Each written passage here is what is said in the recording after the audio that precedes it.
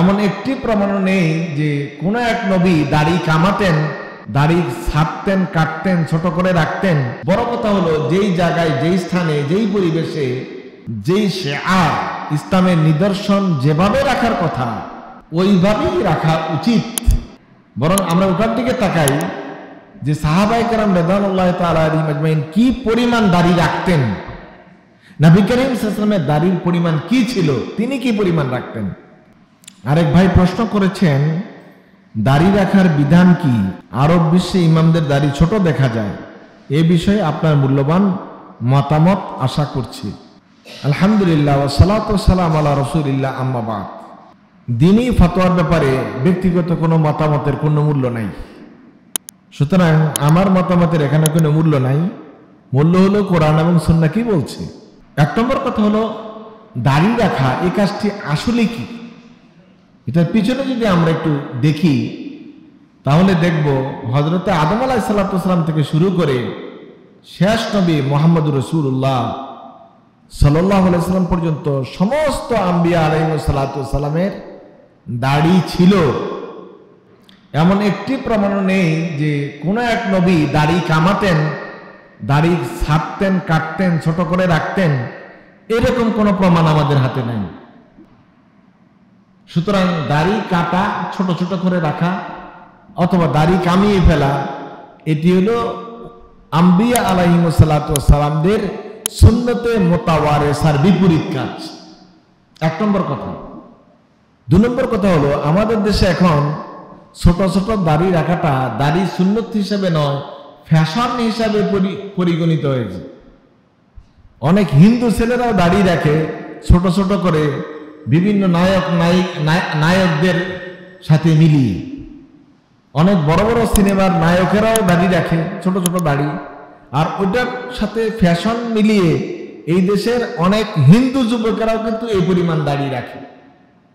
বড় কথা হলো যেই জায়গায়, যেই স্থানে, যেই পরিবেশে, যেই শিআর ইসলামের নিদর্শন যেভাবে রাখার কথা ওইভাবেই রাখা উচিত।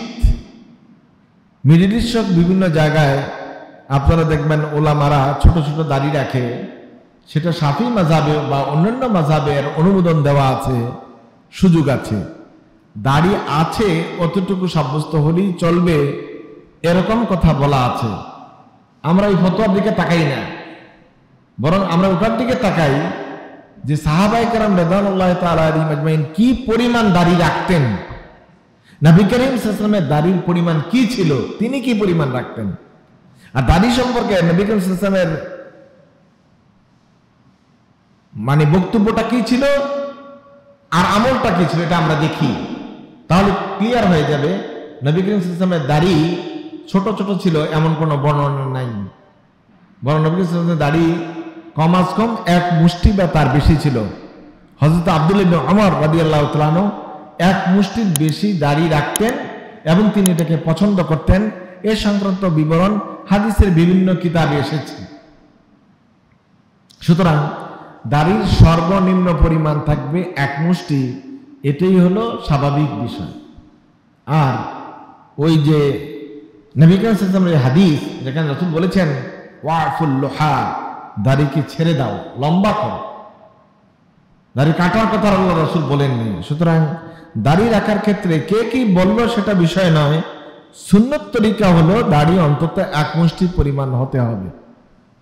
এখন উমুকে রাখে না, উমুকে ছোট করে রাখে, সে কম করে রাখে, আরব বিশ্বের তারা ছোট ছোট করে রাখে, এগুলো তো দলিল নেই। দলিল রাসূলের আমল কি, দলিল সাহাবায়ে কেরামদের আমল কি। সাহাবায়ে কেরামদের আমল যেহেতু এক মুষ্টি দাড়ি বা তার চেয়ে বেশি রাখার আমল, সুতরাং এখানে এটাকে কাটছাট করা বা আরেকজনের ছোট দাড়ি দিয়ে দলিল দেওয়ার কোনো সুযোগ নেই।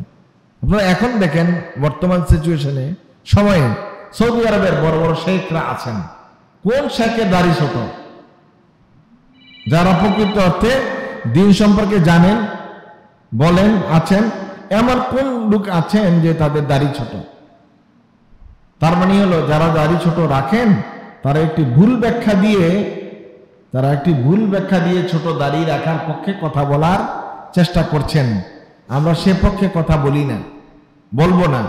আমরা বলবো যে সমসাময়িক উলামায়ে কেরাম, বর্তমান সময়ের উলামায়ে কেরাম, এর আগের সময়ের উলামায়ে কেরাম এবং সাহাবা তাবিঈনগণরা কিভাবে দাঁড়িয়ে রাখতেন, যেভাবে রাখতেন সেটাই হলো সুন্নত তরিকা। আল্লাহ সুবহানাহু ওয়া তাআলা আমাদেরকে বুঝার তৌফিক দান করুক, আমিন।